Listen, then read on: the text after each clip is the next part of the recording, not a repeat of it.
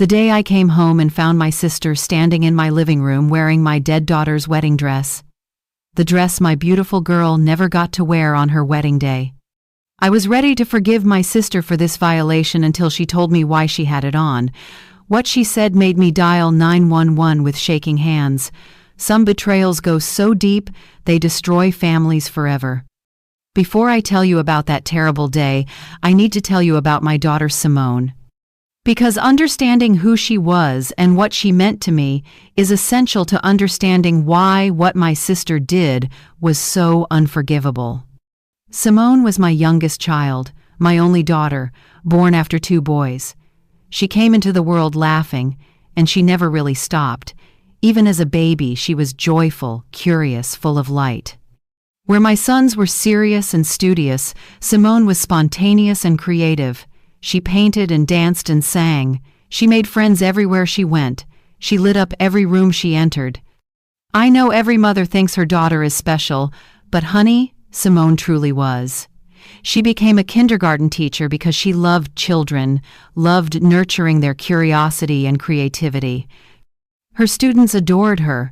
Parents would request her class specifically. She poured her whole heart into those children. When Simone was 26, she met a man named James. He was a physical therapist, kind and patient, with a quiet strength that balanced Simone's exuberance. They fell in love slowly, deeply, the kind of love that grows stronger with time rather than burning hot and fast. James proposed on Simone's 28th birthday. He took her to the beach at sunrise, her favorite place and time, and asked her to marry him. Simone called me immediately, crying with happiness, saying she'd found her person, her partner for life. They set the wedding date for June of the following year. Simone wanted a summer wedding with flowers and sunshine. She started planning with the enthusiasm she brought to everything in her life. She created mood boards and researched venues and tasted cakes with her bridesmaids. Finding her wedding dress became a special mission. Simone tried on dozens of dresses at various boutiques. Nothing felt quite right. Some were too formal, some too casual, some too trendy, some too traditional. She wanted something that felt uniquely her, elegant but not stuffy, romantic but not overly fussy. Then, at a small boutique run by a woman who specialized in custom designs, Simone found it. Not a ready-made dress, but the possibility of one. The owner, a designer named Elena, listened to Simone describe her vision and said she could create exactly what Simone wanted. They worked together for months. Elena sketched designs and Simone provided feedback. They selected fabric, silk, and lace that felt like butter. They chose details, hand-sewn pearl buttons, delicate embroidery, a train that was long enough to be dramatic, but not so long it would be impractical. I went with Simone to several of the fittings. I watched Elena pin and adjust and perfect every detail. I saw my daughter standing on that platform in front of the mirror, glowing with happiness, imagining her wedding day. The dress cost $8,000. It was more than I'd spent on my own wedding dress decades earlier, more than seemed reasonable for a single garment. But Henry and I wanted to give this to Simone. We wanted her to have the dress of her dreams. We paid for it gladly, seeing it as an investment in her happiness. The dress was completed in April, 2 months before the wedding. Elena called Simone to come pick it up. Simone asked if I'd come with her for the final reveal. When Elena brought out the finished dress, honey, it took my breath away. It was perfect. The silk caught the light and seemed to glow. The lace overlay was delicate and intricate. The fit was flawless, tailored exactly to Simone's body. The train cascaded behind like water. Simone tried it on one last time. She stood in front of the mirror, and I saw her eyes fill with tears. She said she felt like a bride, like the woman she was becoming, like someone ready to start the most important chapter of her life. We brought the dress home in its protective garment bag. Simone hung it in her closet, checking on it periodically like it might disappear if she didn't keep confirming it was real. She'd unzip the bag just to look at it, to touch the fabric, to remind herself that in 2 months she'd be wearing it as she married the love of her life. The wedding was planned for June 15th. The invitations had been sent, the venue was booked, the flowers were ordered, the photographer was hired, James had his tuxedo. The bridesmaids had their dresses, everything was ready. Then, on April 23rd, Simone complained of a headache. She said it came on suddenly while she was teaching, a sharp pain unlike anything she'd experienced before. She took some aspirin and tried to push through the rest of her day, but by the time she got home, she was also nauseous and dizzy. James took her to urgent care. They did some basic tests and told her it was probably a migraine or stress from wedding planning. They sent her home with pain medication and instructions to rest. But the headache didn't go away. Over the next 3 days, it got worse. Simone also started having trouble with her vision, seeing double at times. James brought her to the emergency room. They did a CT scan. They found a mass in her brain, a tumor. The next week was a blur of appointments and consultations and second opinions. Every doctor said the same thing. The tumor was aggressive. It was inoperable because of its location. Treatment options were limited. They gave Simone 12 to 18 months if she was lucky, maybe less. My baby girl was dying. The daughter I'd raised, the light of my life, the teacher who brought joy to hundreds of children she had months to live. Simone handled the news with more grace than I could have managed. After the initial shock and grief, she decided she wanted to live whatever time she had left as fully as possible. She wanted to keep teaching as long as she could. She wanted to marry James, though they'd need to move up the wedding. They decided to get married quickly, within a month, before Simone's condition deteriorated. They'd have a small ceremony with just immediate family instead of the large wedding they'd planned. The venue and the flowers and the photographer were all canceled. But Simone insisted she'd wear her wedding dress. She said she'd looked forward to wearing that dress, to feeling like a bride, and she wasn't going to let cancer take that from her.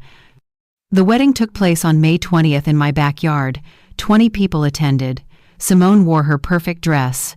James cried when he saw her walking toward him. They exchanged vows they'd written themselves, promising to love each other for whatever time they had, however long or short. It was the most beautiful and most heartbreaking day of my life. Simone lived for 4 more months. She taught until she physically couldn't anymore. She spent time with James, with me, with her brothers, with the people she loved. She faced death with courage I couldn't comprehend. She died on September 15th. Exactly 3 months after the wedding date they'd originally chosen. She died at home, in the bedroom she'd shared with James, surrounded by family. She died peacefully, holding James's hand. We buried her in her favorite sundress, not the wedding dress. Simone had told me she wanted the wedding dress preserved, kept safe. She said maybe someday James would remarry, and maybe his new wife would want to wear it or incorporate elements of it into her own dress. Or maybe one of her brothers would have a daughter who'd want to wear her aunt's dress. She wanted the dress to have a future even though she wouldn't. After the funeral, James gave me the wedding dress. He said he couldn't keep it in his house, that seeing it was too painful. He asked if I'd store it safely, if I'd be the keeper of this piece of Simone. I brought the dress home and hung it in my guest room closet. I had it professionally cleaned and preserved. The preservation service put it in a special acid-free box designed to protect it for decades. They told me that if stored properly, the dress could last a lifetime. I put the box in the back of my closet behind other things, protected and safe. I couldn't look at it often, it hurt too much, but I knew it was there. This tangible piece of my daughter, this dress she'd worn on one of the most important days of her short life. That was 3 years ago. In those 3 years, I'd gradually learned to live with the grief. It never went away, but it became something I could carry rather than something that crushed me. I kept Simone's memory alive by volunteering at her school, by setting up a scholarship in her name, by being there for James as he slowly rebuilt his life. My sister Diane, yes, the same sister from another story I told you, was supposed to be supportive during this time. She'd been at Simone's wedding. She'd been at the funeral. She'd told me she was there for me. that she'd help however she could. But Diane had always been complicated. She'd been jealous of Simone, actually. Where Diane's own children were troubled and difficult, Simone had been easy and joyful. Diane had made comments over the years about how lucky I was, how easy I had it with Simone, how her own life would be so much better if her children had been more like my daughter. I'd tried to tell Diane that every child had challenges, that she shouldn't compare her children to mine. But Diane couldn't seem to help herself. She saw Simone's successes as somehow diminishing her own children's worth. After Simone died, Diane's behavior became strange. She'd bring up Simone constantly, telling stories about her, asking to see photos, wanting to visit Simone's grave. At first, I thought she was trying to keep Simone's memory alive, to help me grieve. But there was something off about it. Diane would talk about Simone as if she'd been closer to her than she actually was. She'd claim she'd been Simone's favorite aunt, that they'd had special conversations, that Simone had confided in her about things. None of it was true. Simone had been polite to Diane, but not especially close to her. Simone had actually told me once that Aunt Diane made her uncomfortable, that she was always asking invasive questions and making everything about herself. I didn't correct Diane when she told these stories. I figured it was her way of processing the grief, of making herself feel connected to Simone's memory. Then, about 2 months after Simone's death, Diane asked if she could have some of Simone's things. She said she wanted something to remember Simone by, something that would keep her close. I'd already distributed some of Simone's belongings. James had kept most of her personal items. I'd given some things to Simone's brothers, photo albums, jewelry, small mementos. I'd donated Simone's teaching supplies to her school. I offered Diane some of Simone's scarves, which Simone had collected from her travels. Diane looked through them and seemed disappointed. She asked if there was anything more personal, more significant. I told her honestly that most of Simone's important possessions had already been distributed to immediate family. Diane seemed hurt, like she'd been excluded from something she deserved to be part of. Over the following months, Diane brought up Simone's belongings several more times. She asked specifically about Simone's jewelry, her artwork, her books. Each time, I told her those things had already been given to people who'd been closer to Simone. I never mentioned the wedding dress. Something stopped me from telling Diane about it. Maybe it was instinct. Maybe it was the feeling that the dress was too sacred, too important, to risk letting Diane claim some connection to it. Then came the day everything fell apart. It was a Tuesday afternoon in November, about 3 years after Simone's death. I'd been at a nursing conference all day, one of those continuing education requirements that meant sitting through presentations and taking notes. I'd been gone since early morning and wasn't planning to be home until evening. But the conference ended early. The afternoon speaker canceled, and they dismissed us around 2 in the afternoon. I drove home, looking forward to an unexpected free afternoon, maybe some time to relax and read. When I pulled into my driveway, I noticed Diane's car parked on the street. That was odd. Diane lived about 30 minutes away and rarely came by without calling first. I wondered if something was wrong, if she needed something. I let myself in through the front door. The house was quiet. I called out for Diane, thinking maybe she'd let herself in with the spare key I'd given her years ago for emergencies. No answer. I walked through the first floor, checking rooms. No sign of Diane, but I could hear something from upstairs. Movement. Footsteps. I went up the stairs, calling Diane's name again. Still no answer. The sounds were coming from the guest room, the one where I stored things, where I kept Simone's wedding dress in the back of the closet. I pushed open the door. Diane was standing in the middle of the room, wearing Simone's wedding dress. Honey, I cannot adequately describe what I felt in that moment. Shock, violation, rage, grief. It all hit me at once, so overwhelming I thought I might collapse. The dress fit Diane poorly. She was a different size and shape than Simone had been. The silk strained across her shoulders. The train puddled awkwardly on the floor. The dress that had looked perfect on Simone looked all wrong on Diane. But it was more than just the physical wrongness of seeing someone else wearing the dress. It was the violation of knowing Diane had gone into my closet, found the preservation box, removed the dress, and put it on, without permission, without asking, without any right to touch something so sacred. I must have made a sound because Diane turned around. When she saw me, her face went through a range of expressions: surprise, guilt, defiance. I found my voice and asked her what she thought she was doing. Why was she in my house? How dare she touch Simone's wedding dress? Diane didn't apologize. Instead, she said she'd come over to borrow something and had decided to look around. She said she'd found the dress in the closet and had wanted to see what it looked like. She said it so casually, like trying on my dead daughter's wedding dress was no big deal, like it was a reasonable thing to do. I told her to take it off immediately. My voice was shaking with anger and hurt. I told her she had no right to touch that dress, that it was precious and sacred and meant to be preserved.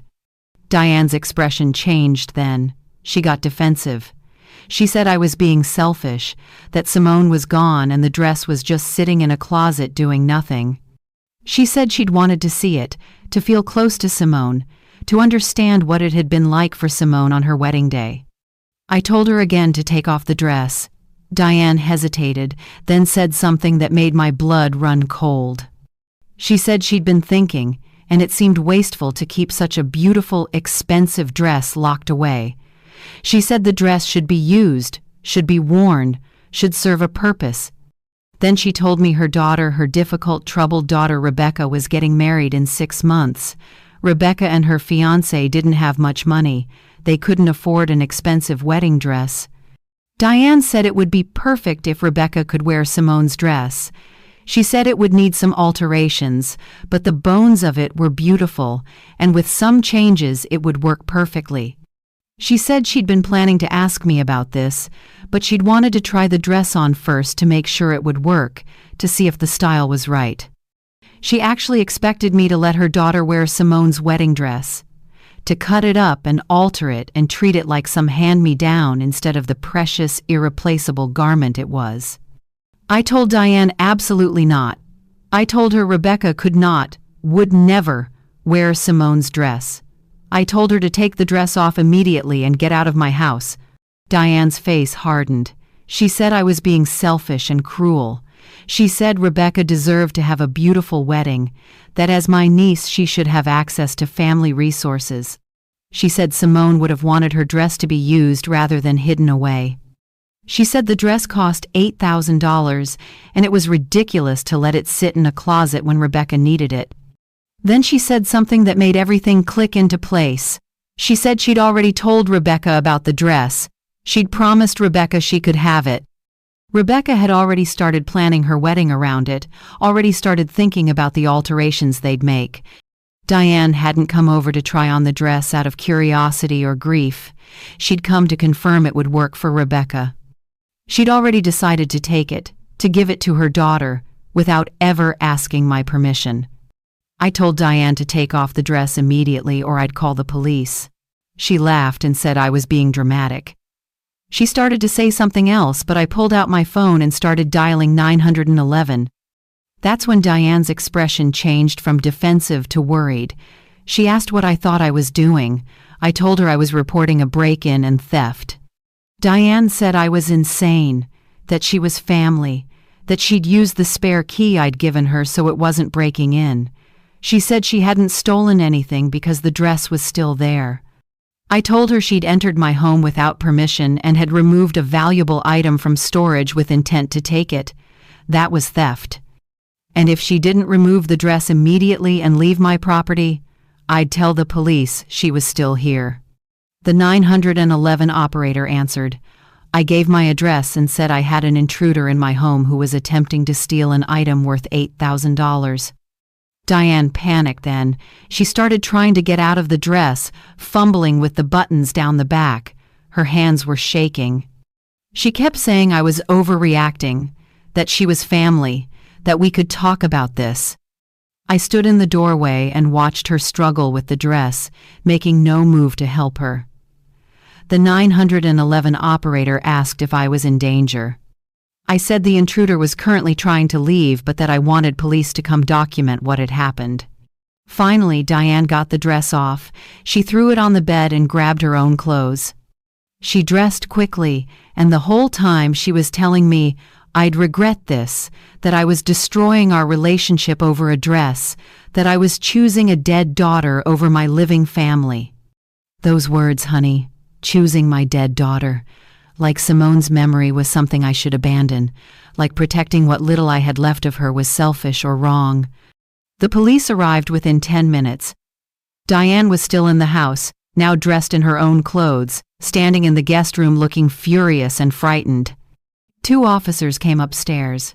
I explained the situation as calmly as I could. I told them that Diane was my sister and that I'd given her an emergency key years ago. I said she'd let herself into my house while I was gone and had gone through my closets. I said I'd found her wearing my deceased daughter's wedding dress without permission, a dress worth $8,000 that she'd been planning to give to her own daughter. The officers looked at the dress, still lying on the bed. One of them asked Diane if this was true. Diane tried to minimize it. She said she'd come over to visit and I hadn't been home. She said she'd been looking for something to borrow and had happened to see the dress. She said she'd tried it on out of curiosity, not with any intent to take it. She said the whole thing was a misunderstanding between family members. The officer asked if she'd had permission to enter my home. Diane hesitated, then said I'd given her a key. The officer clarified, "Did she have permission to enter today, specifically?" Diane admitted she hadn't told me she was coming over. The officer asked if she'd had permission to remove the dress from storage. Diane said she hadn't thought she needed permission to try on a dress. I told the officers that I wanted the spare key back and I wanted Diane charged with trespassing.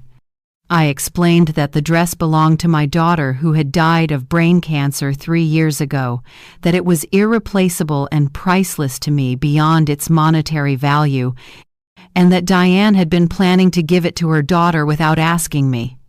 One officer took me downstairs to take my full statement. The other stayed with Diane. When we came back upstairs, the officer told me that they could charge Diane with criminal trespass, but that because she was family and had previously had permission to use the key, it would be difficult to prosecute. However, he said I had every right to demand my key back and to ban her from my property. He said if she came back without permission after being told to stay away, that would be clear trespassing and possibly stalking. He asked if I wanted to press charges. I looked at Diane, who was crying now, mascara running down her face. She was saying she couldn't believe I was doing this to her, that family should support family, that I was being cruel.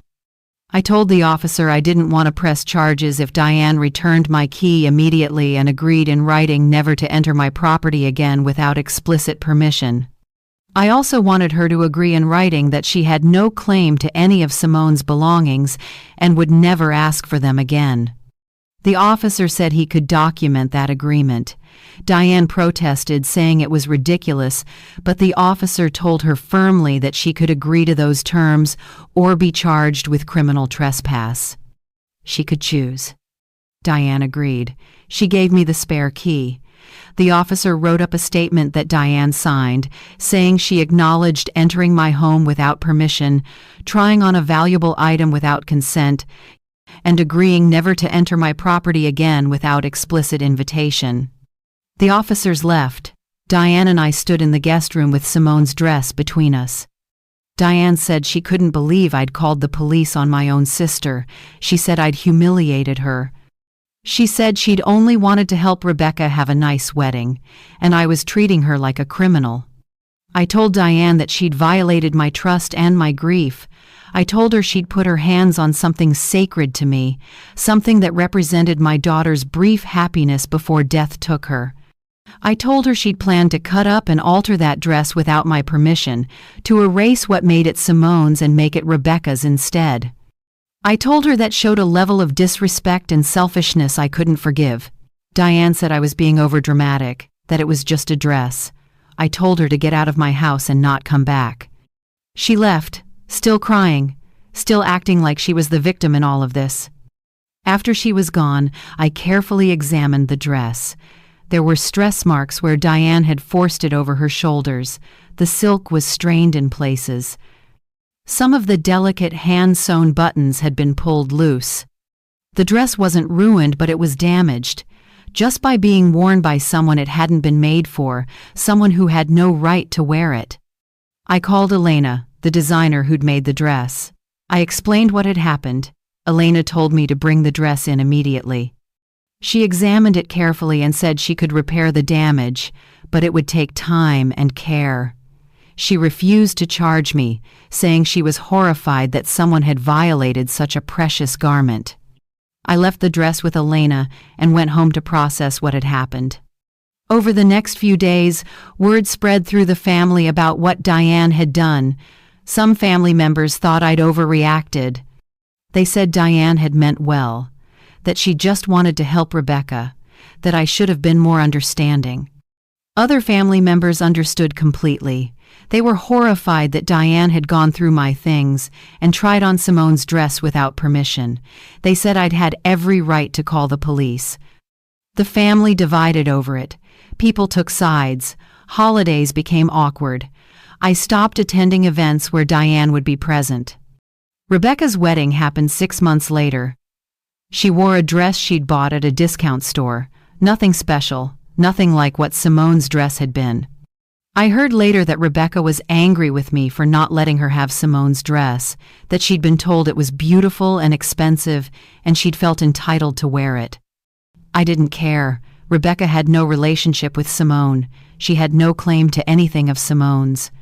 The fact that she and Diane thought otherwise showed how little they understood about grief, about loss, about what that dress meant to me. Elena repaired the dress. It took her 3 weeks.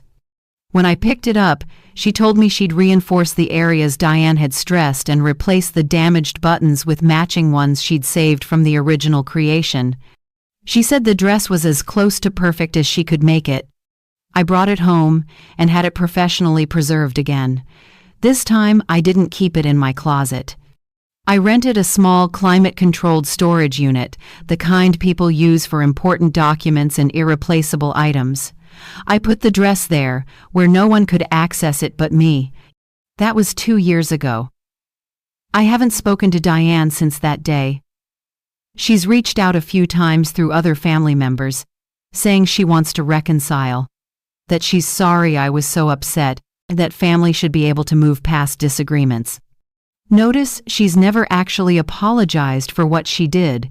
She's sorry I was upset, not sorry for her actions. I've made peace with the fact that my relationship with Diane is over. Some betrayals are too deep to forgive. Some violations of trust are too fundamental to overcome.